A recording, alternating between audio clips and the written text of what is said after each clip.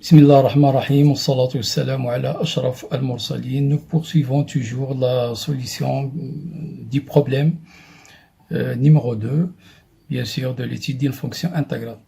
Avant d'attaquer, bien sûr, la deuxième partie avec la solution en détail, j'ai oublié autrefois, la séance précédente, de faire une petite rectification d'oubli.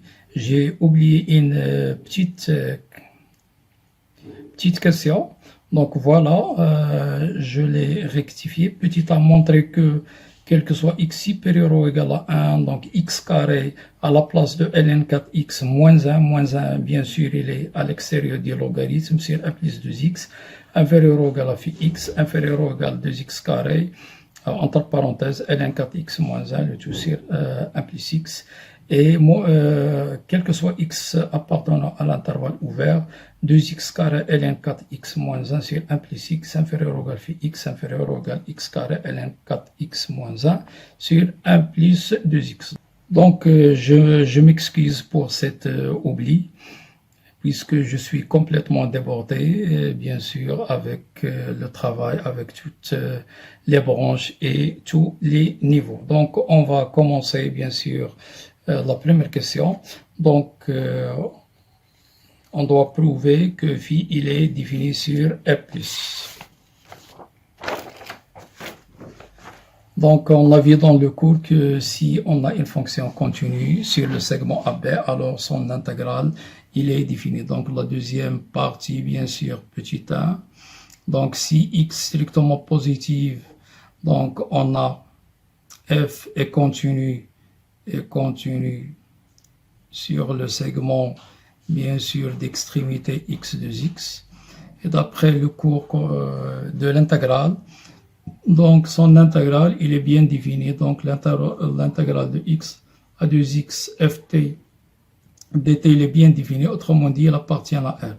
Maintenant, si x est égal à 0, si x est égal à 0, donc on a bien d'après par hypothèse phi de 0 est égal à 0, donc la conclusion, donc quel que soit x, bien sûr, appartient à R+, on a phi x appartient à R, donc ceci implique bien sûr que dφ, le domaine de définition, est égal à R+. Donc voilà pour cette petite question. Maintenant, on va passer aux choses sérieuses. Donc la deuxième question, petit a, on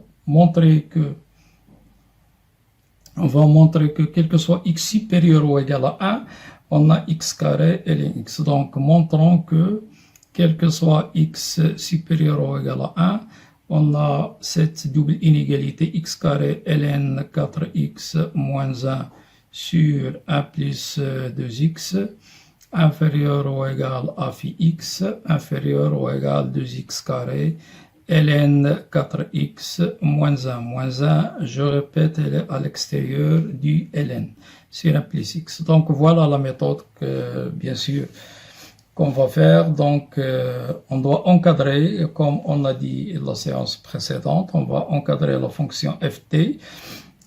Comment on va l'encadrer? Donc on va encadrer premièrement la fonction homographique t sur 1 plus t. Donc encadrant la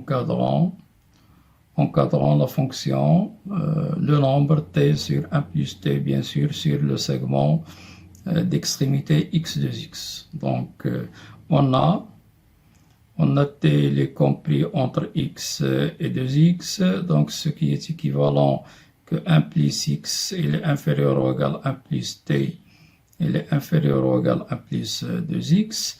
Passons à l'inverse, bien sûr, puisque les nombres sont strictement positifs. La double inégalité, bien sûr, va s'inverser. Donc, 1 sur 1 plus 2x, il est inférieur ou égal à 1 sur 1 plus t, à son tour inférieur à 1 sur 1 plus x. Or, les quatre nombres qui encadrent, bien sûr, le t et 1 sur 1 plus t, qui sont x, 2x, 1 sur 1 plus 2x, 1 sur 1 plus x sont positifs. Donc, d'après les propriétés de l'encadrement, on va multiplier, donc membre par membre, donc x multiplié par 1 plus 2x, c'est-à-dire inférieur ou égal à t multiplié par 1 sur 1 plus t, donc t sur 1 plus t, et multipliant 2x par l'inverse de 1 plus x, autrement dit 2x sur x plus 1.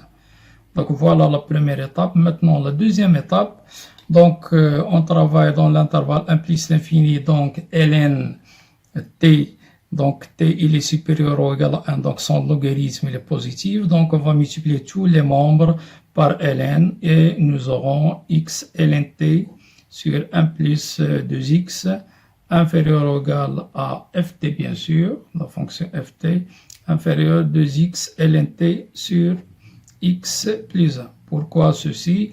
Puisqu'on a t, il appartient à x 2x, donc ceci implique que t est supérieur ou égal à x qui à son tour supérieur ou égal à 1, donc son logarithme est positif. Donc maintenant, par passage à l'intégrale, donc nous aurons, donc si on passe à l'intégrale, donc nous aurons l'intégrale de x à 2x x ln t sur 1 plus 2x dt inférieur ou égal à l'intégrale de ft qui n'est rien d'autre que phi x qui est inférieur ou égal à l'intégrale de x 2x ln t sur 1 plus x dt. Or, x sur 1 plus 2x est une constante, donc on l'a fait sortir de l'intégrale par linéarité de l'intégrale. Donc nous aurons x sur 1 plus 2x, l'intégrale de x à 2x, ln t dt. Inférieur ou égal à phi x, même chose, on fait sortir le 2x sur 1 plus x, c'est une constante par rapport à la variable t, donc par linéarité, bien sûr, de l'intégrale, et il nous reste l'intégrale de x 2x ln t dt. Or, on sait une primitive de ln t, donc rappel, les primitives de la fonction t a pour image ln t sont les fonctions bien sûr t a pour image t ln t moins t évidemment plus c où c est une constante qui varie dans R. Donc ces résultats il faut les apprendre par cœur. Pourquoi? Tout simplement, si vous dérivez, donc vous trouvez ln donc plus 1 moins 1, donc le 1 va s'annuler avec le moins 1, et on trouve facilement ln. Donc, il faut mémoriser ce résultat. Donc, cela nous permet de calculer ces intégrales. Donc, nous aurons x sur 1 plus 2x. Donc, t ln t moins t entre x et 2x.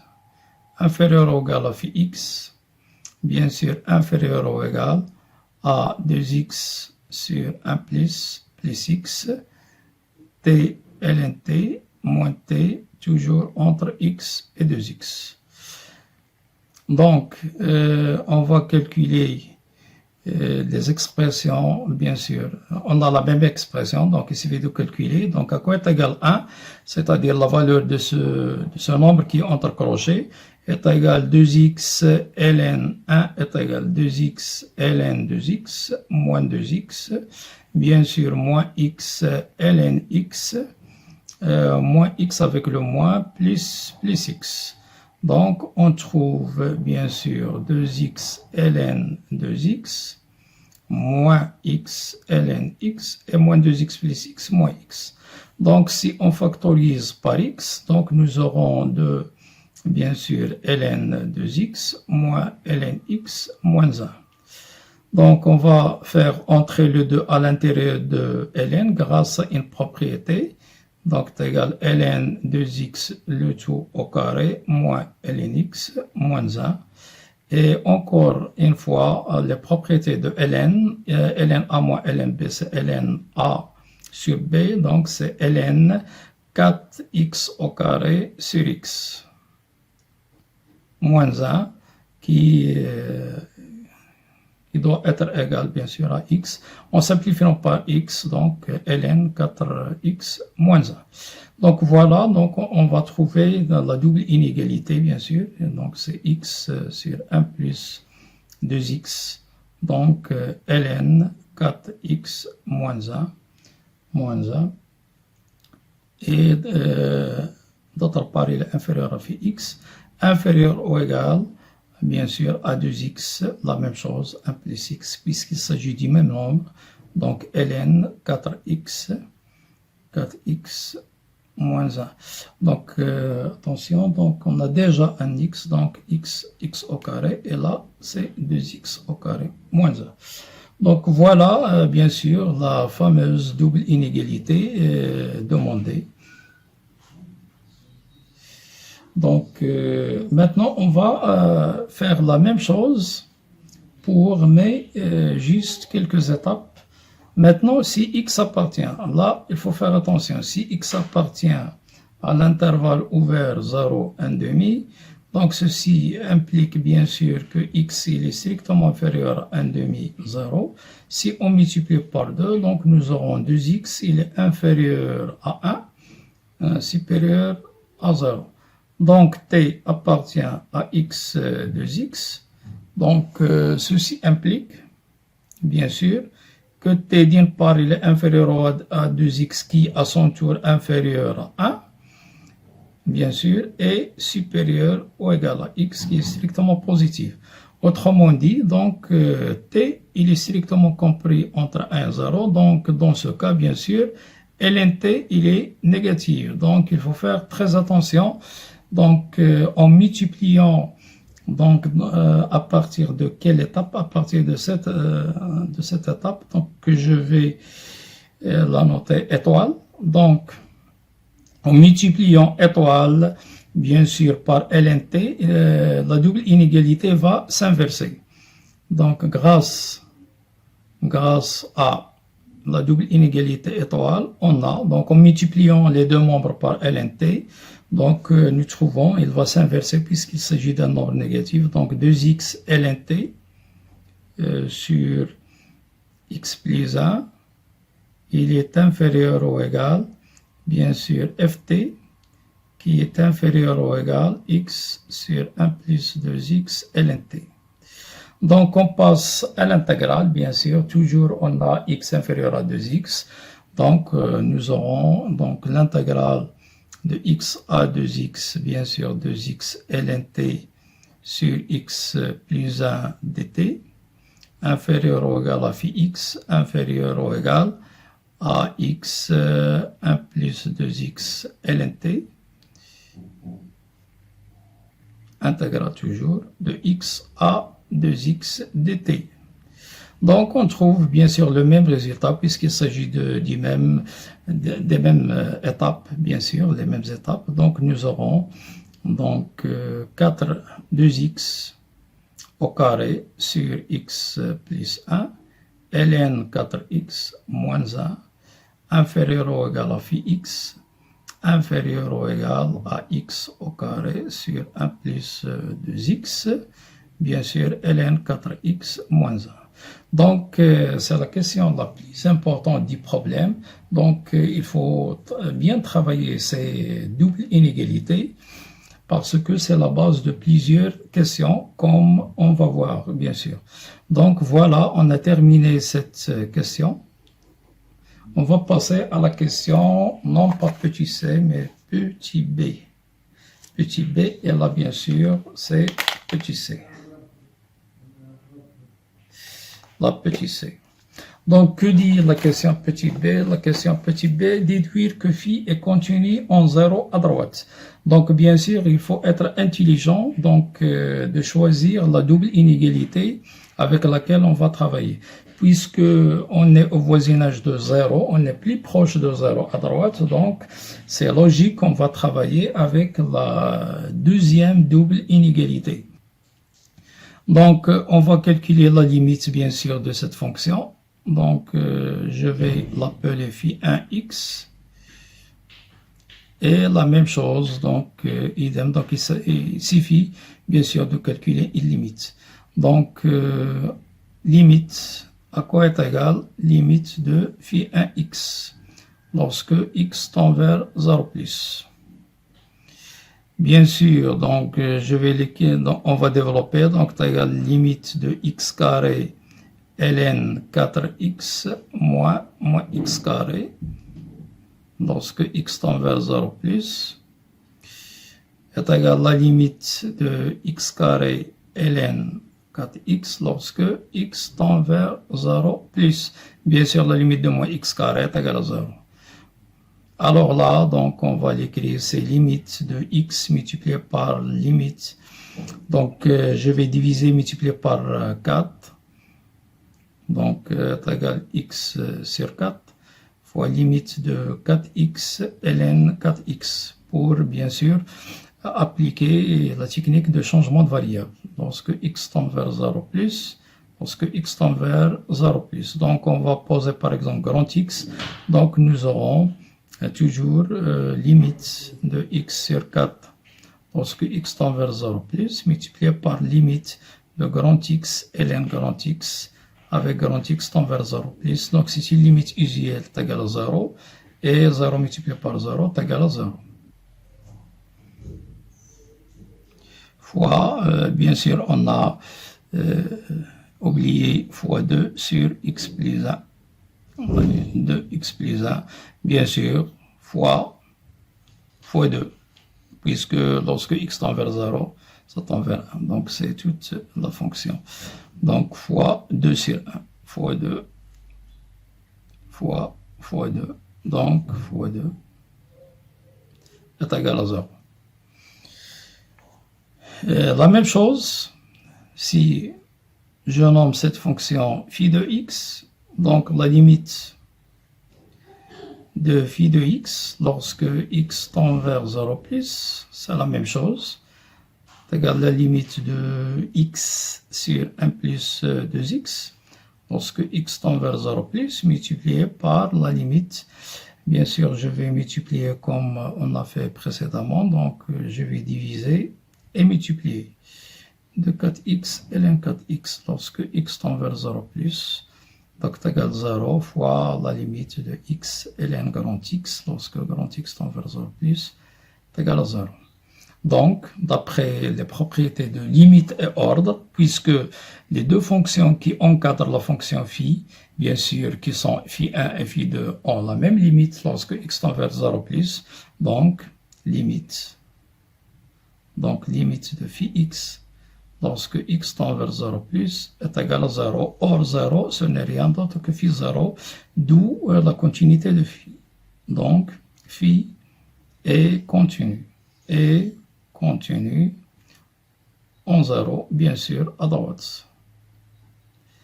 Donc, voilà la condition nécessaire de la dérivabilité, bien sûr, est satisfaite. Il nous reste à étudier, bien sûr, est-ce que la dérivabilité de phi à droite de 0. Donc maintenant, on va passer bien sûr à la question petit c. Donc la fonction phi est dérivable en 0 à droite si et seulement si la limite du taux de variation. Bien sûr, le taux de variation, si vous le calculez, bien sûr, vous trouvez phi x moins phi 0 sur x moins 0. Ce n'est rien d'autre que phi x sur x. Donc, toujours, on travaille, puisqu'on est au voisinage de 0 à droite, donc on va travailler avec cette double inégalité. Donc, on va diviser, puisque x est strictement positif, tous les membres par x, donc rien ne change, puisque x est strictement positif. Donc, nous aurons, d'après cette opération, donc 2x fois ln 4x moins 1 sur x plus 1 inférieur ou égal à phi x sur x, inférieur ou égal à x ln 4x moins 1, le tout sur 1 plus 2x. Fonction qui encadre phi x sur x tend vers 0. Donc, appelons-la phi 3x et cette fonction phi 4, phi 4x, de même, c'est-à-dire comme précédemment, on a limite phi 3x lorsque x tend vers 0 plus est égal à la limite de phi 4x lorsque x tend vers 0 plus est égal à 0. Donc,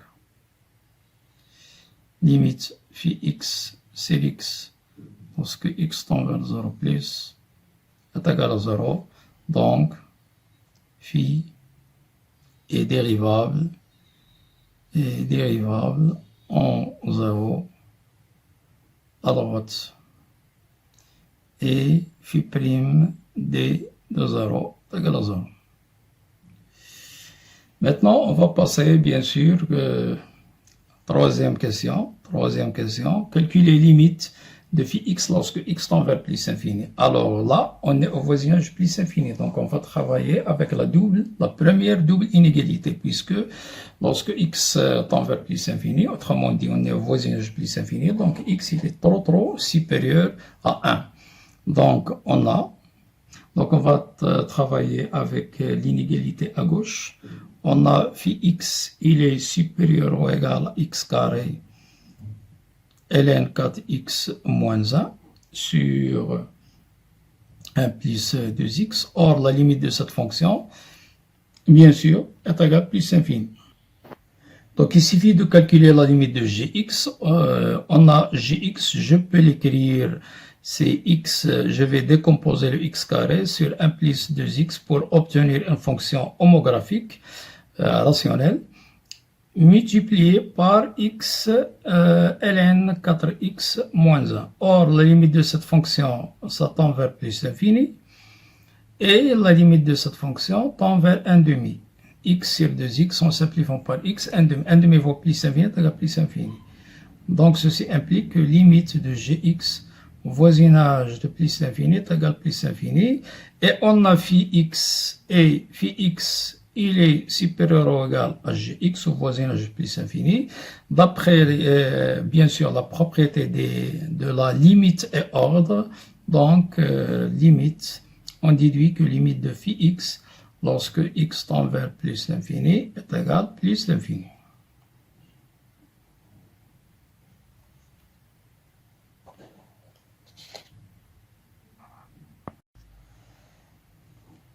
Maintenant, on va passer au calcul de la limite de phi x sur x. Donc, toujours, on travaille avec la première double inégalité. Donc, phi x, bien sûr, il est sur x si on divise x. Donc, je travaille toujours avec la première inégalité, bien sûr, qui est à gauche. Donc, il est supérieur ou égal à x fois ln 4x moins 1 sur 1 plus 2x. Je vais nommer cette fonction hx. Or, hx, je peux l'écrire cx sur 1 plus 2x multiplié par ln 4x moins 1. Or, cette fonction, il tend vers 1 demi, et cette fonction tend vers plus l'infini. Donc, ceci entraîne que limite de hx, lorsque x tend vers plus l'infini, est égal à plus l'infini. Et comme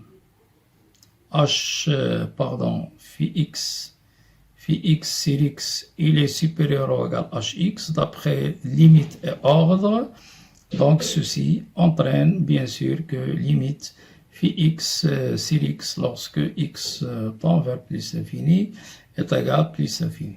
Géométriquement, donc interprétation géométrique, IG en abrégé, interprétation géométrique, donc C phi, la courbe de la fonction phi, admet une branche parabolique en abrégé BP, ou bien direction asymptotique DA en abrégé au voisinage de direction, il faut préciser la direction, de direction OY, l'axe des ordonnées, au voisinage de plus l'infini. Voilà. Maintenant, on va passer à la quatrième question, petit f. Donc, phi x, la fonction phi x, on l'a écrit, c'est f rond f1 x moins